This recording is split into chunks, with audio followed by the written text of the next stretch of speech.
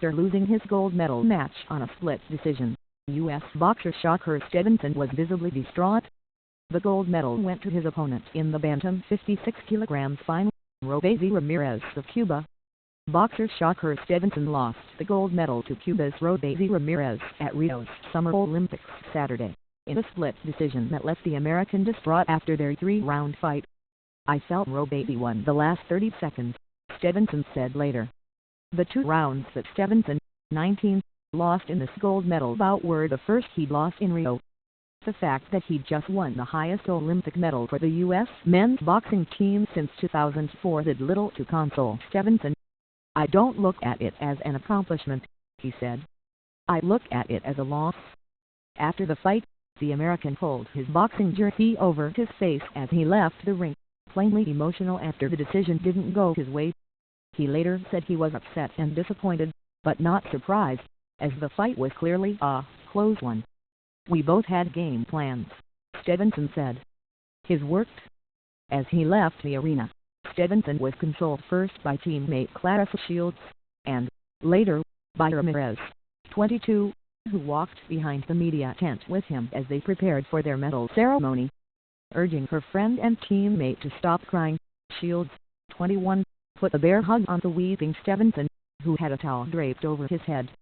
"It's all right," Shields told him. "I love you. You boxed your heart out." She then walked the talented boxer backwards into the media zone at the boxing venue, but Stevenson wasn't ready to talk yet. A few minutes later, he spoke to reporters. Stevenson later said that he didn't recall anything anyone had said to him. "I was in my own world, I was crushed," he said. He later added, "I apologize to everybody back home that I let down." We'll know that when the group of reporters heard the young boxer say that, they let out an audible sound of protest before being rendered momentarily speechless. Stevenson has been an obliging and smiling presence at these Olympics, just as he was when we first met him in New York City back in the spring. After the fight, Stevenson said that he plans to turn pro, and hopes to win world titles and set records. And perhaps, he said, he could have a rematch with Ramirez. "Hopefully they allow Cuba to go to the pros in America," he said, "because I definitely want to fight him again." Stevenson willingly posed for photos with his silver medal, although the only times we saw him smile came during his conversations with Ramirez.